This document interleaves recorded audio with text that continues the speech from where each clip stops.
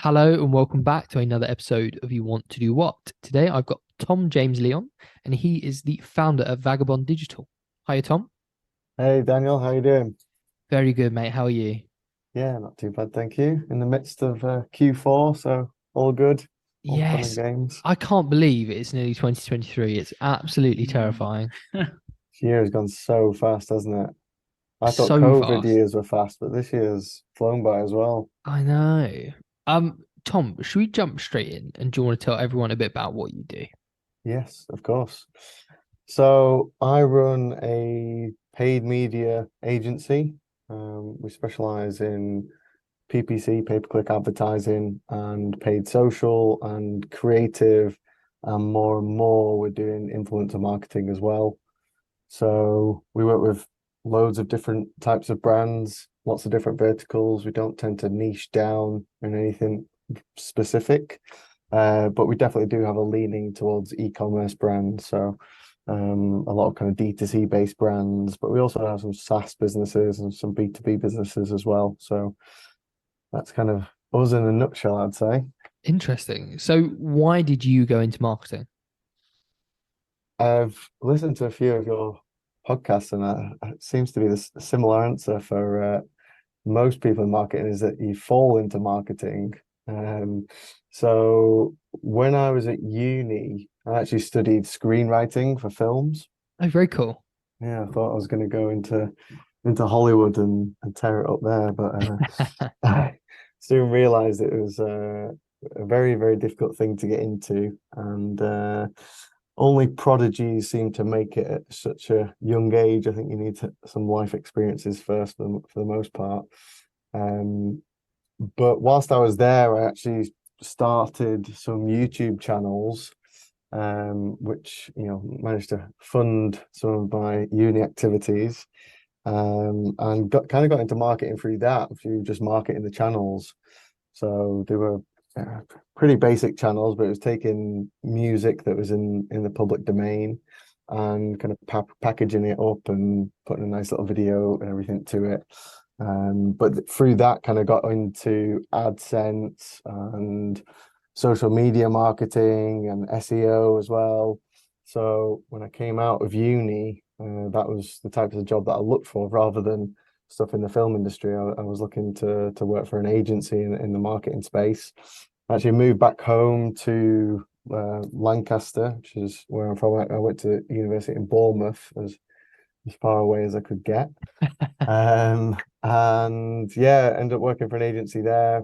Um, Worked my way up through kind of fell into, I didn't know what exact role I wanted or anything within marketing, but just knew I wanted to work at an agency, and yeah, kind of fell into paid media, realized I really liked it. I think numbers and data, I do get a bit of a kick out of crunching things like that. So it worked quite well. And then I also think my degree and my love and interest in film does help as well, because I think as I've got into it more and more, you realize a lot of marketing is just storytelling, Mm. storytelling with data to back it up usually. So it was a nice mix. I kind of landed on my feet there, worked my way up till I was managing the whole department. And then I went freelance. I think it was I didn't have the full intention of setting up an agency to begin with, but I always wanted to go traveling. So, well, I had a gap year before university where I went to Southeast Asia, and that's where I really fell in love with traveling. So ever since then, I always had this idea of going doing a bigger trip. So when the opportunity arose, I went and traveled around South America and the States and a little bit of Central America for about 2 years. Oh, wow. Yeah, so that was a lot of fun. And whilst I was there, I was just freelancing on just a handful of clients. And then only when I came back, and I was kind of trying to figure out what was the next move, did things start kind of snowballing, getting introductions to certain businesses, and it got to a point where it was too much for one freelancer. So the decision was, do I carry on as a freelancer and turn business away?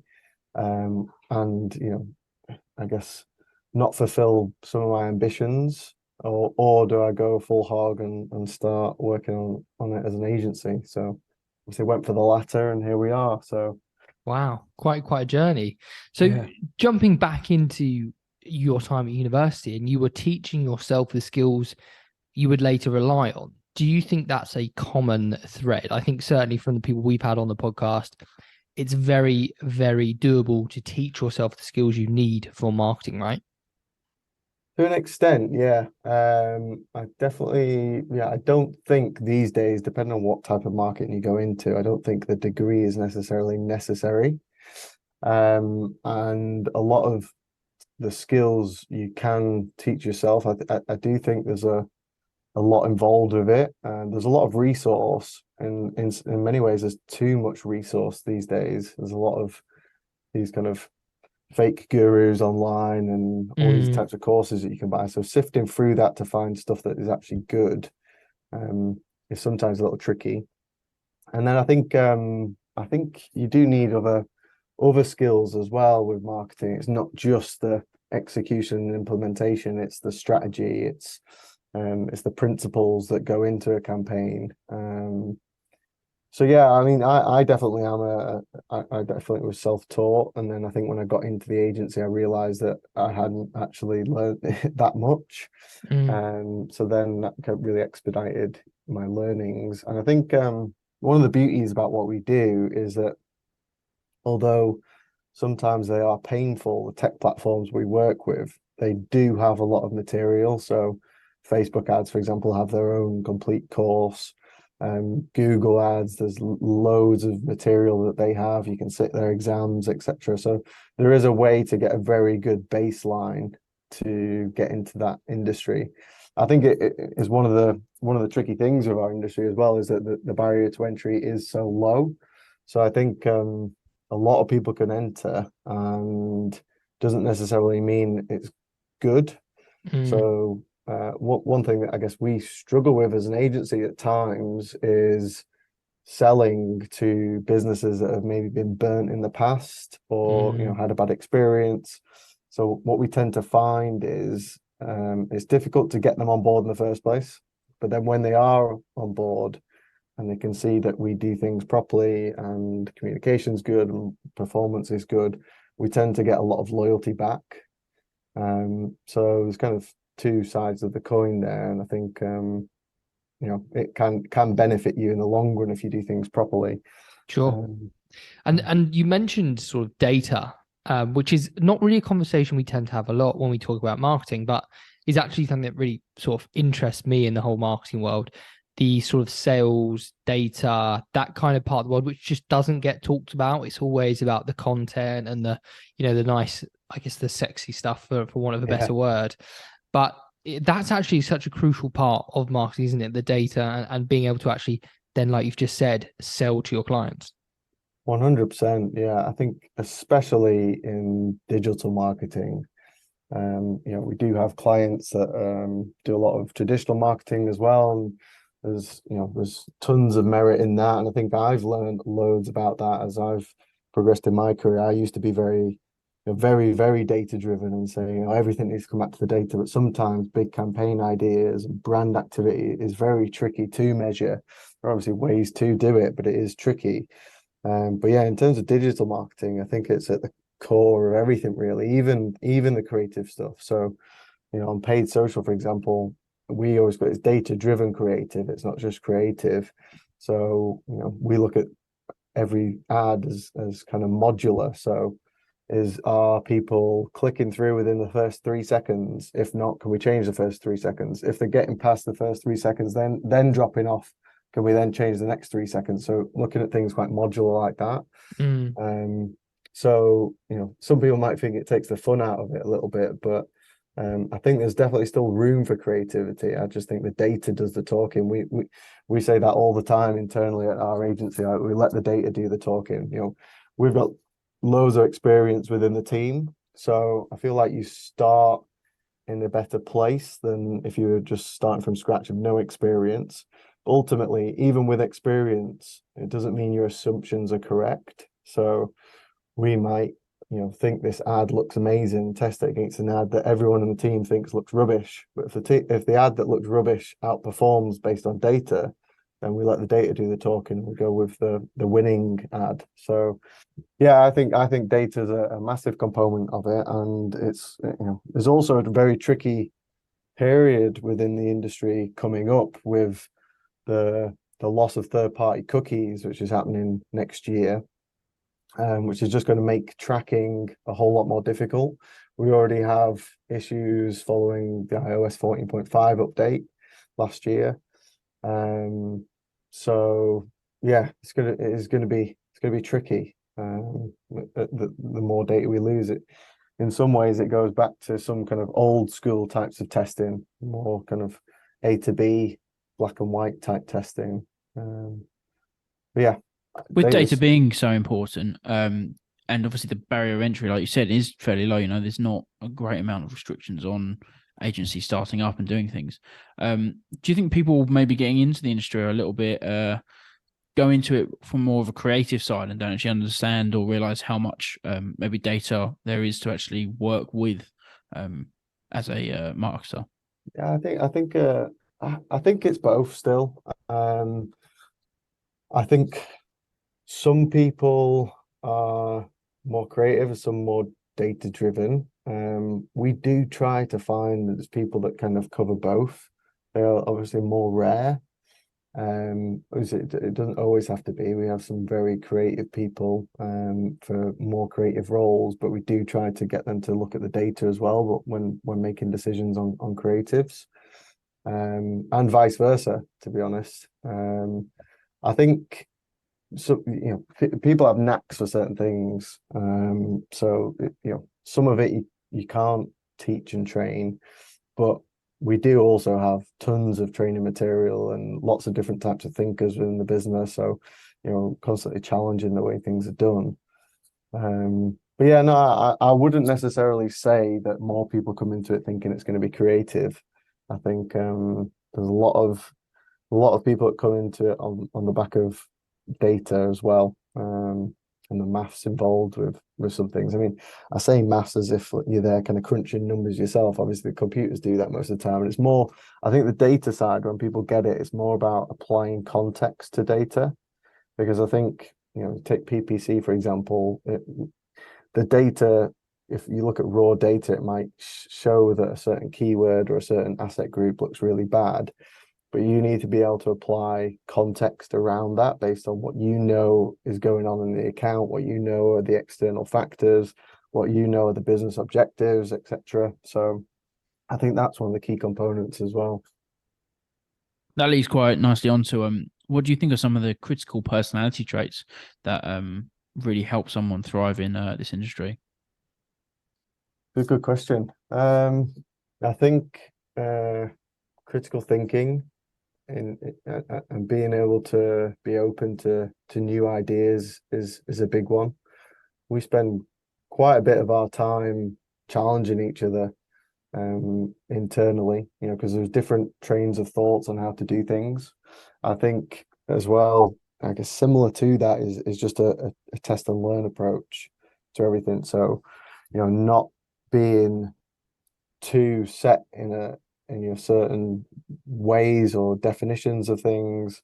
I think being able to make U-turns, which gets ridiculed in the media, making a U-turn, but I think in marketing it's really important, because if something's not going right and you're spending money on something that's not going right, I think being able to make a U-turn and go down another path is super important. I think as well, I mean, it's for us, it's not just about the performance side of things. There's communication as well. I think, we try to really ingrain into our clients' businesses, and kind of almost act as kind of outsourced CMOs in some ways.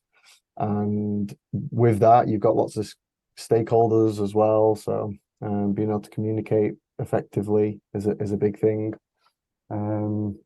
And yeah, I guess that it is that marriage between data and creativity as well. So having some interest in one of those areas would be definitely beneficial.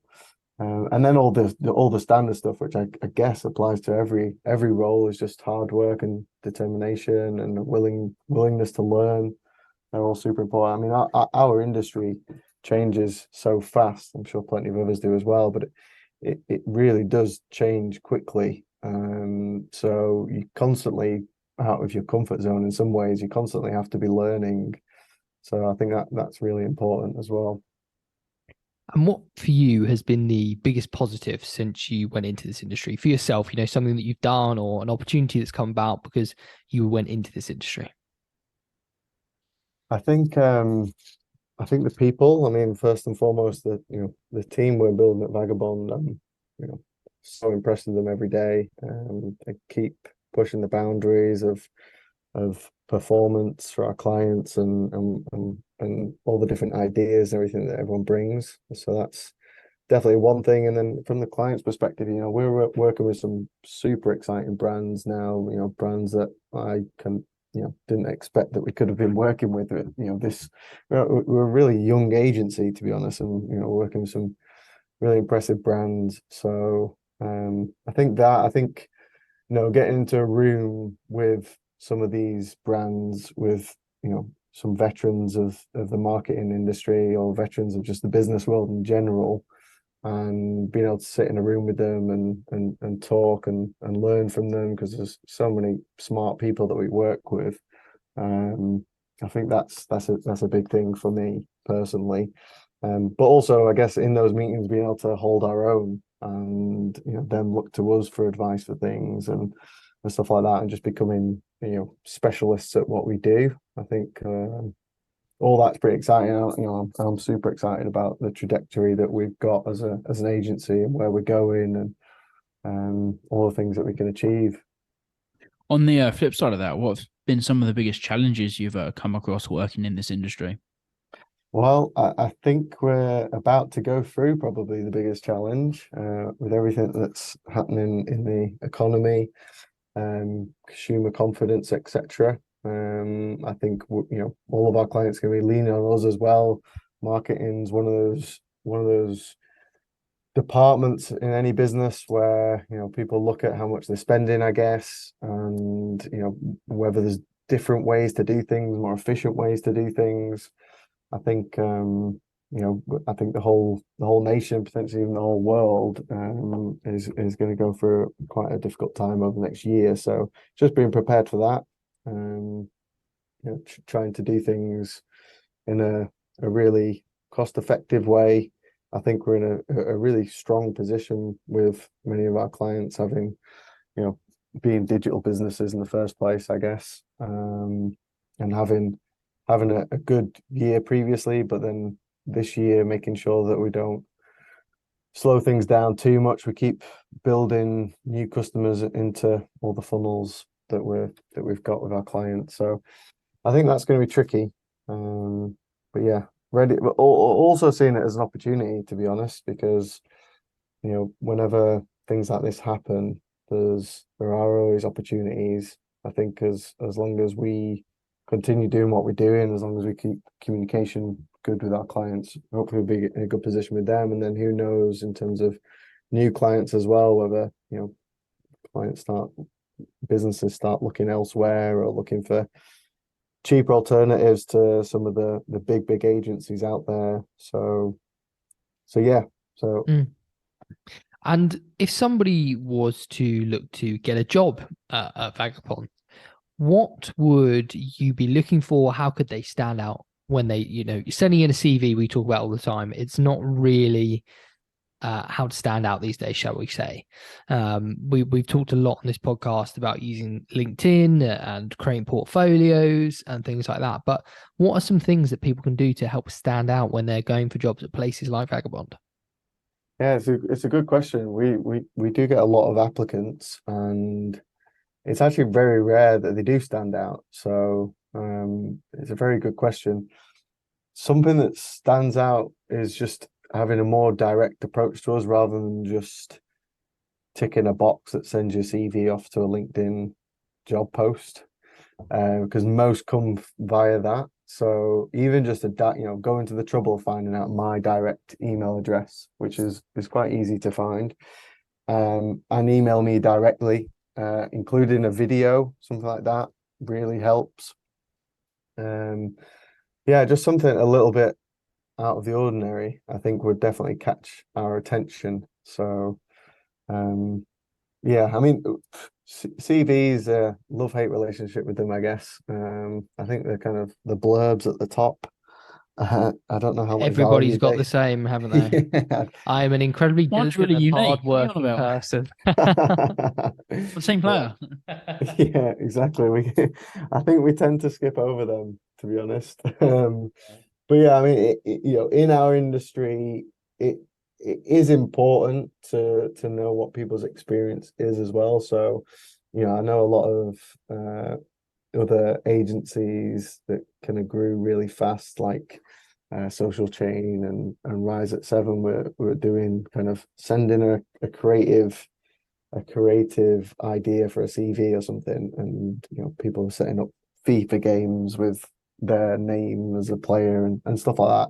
It's cool and all, but we do, ultimately we do need to see what people have been doing as well.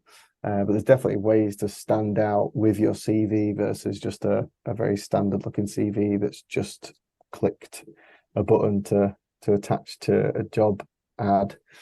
Yeah, I think it's a good question, because I think some of our staff did do stuff that was a little bit different, which was literally just like, finding out how to contact me directly. So yeah. And would you still go into this industry knowing everything you know now? Yeah, definitely. Definitely. I do really enjoy it.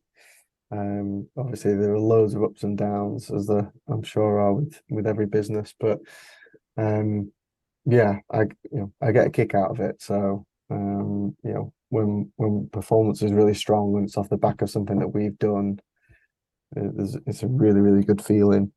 And yeah, I do think the contacts that I've made, etc. Learning about how different businesses are run.